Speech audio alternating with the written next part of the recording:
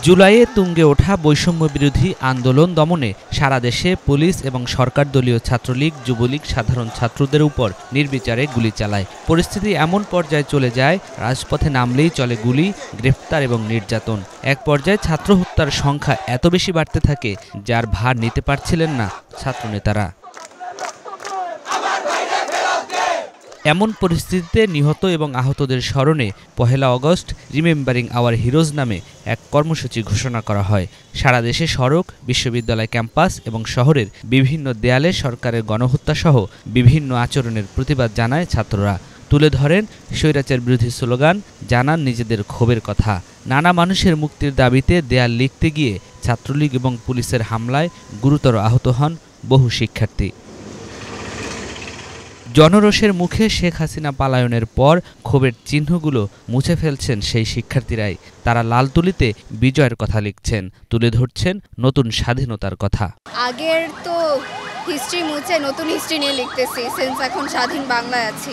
তো আমরা চাচ্ছি আমাদের যত শহীদদের আর কি, আমাদের ভাইয়েরা আপুরা যারা প্রাণ দিয়েছেন তাদের স্মৃতিতে আর কি, তাদের চিত্র বা যতটুকু কোটস লিখতে পারি, তারা যা যা বলে গিয়েছে, মীর মুগ্ধ, আবু সাইদ, ফারহান ফাইয়াজ, যা যা যতটুকু সম্ভব ওদের ইয়াতে লিখবো, যেন কোনোভাবেই নতুন জেনারেশন ভুলতে না পারে যে কি করে গেছি আমরা।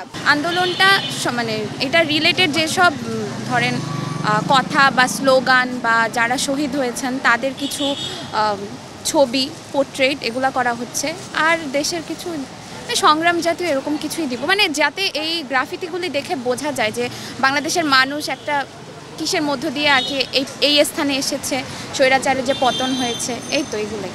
বিভিন্ন ওদের উস্কানিমূলক লেখা ছিল, যাতে ধর্মীয় উস্কানি, সাম্প্রদায়িক উস্কানি।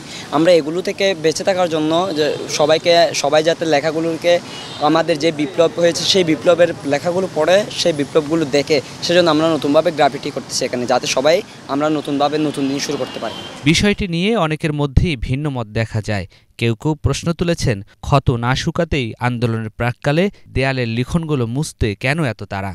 দেয়ালের লেখা মুছলেই আবু সাইদ, মুগ্ধদের হত্যার দাগ কি মুছে যাবে?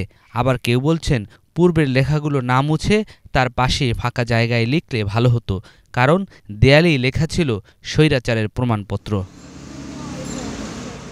পূর্বের লেখা মুছে নতুন রঙে নতুন কিছু লেখা এবং গ্রাফিতি নিয়েও বিতর্ক তৈরি হয়েছে। নিয়াজ মখদুম, বাংলা ভিশন, ঢাকা।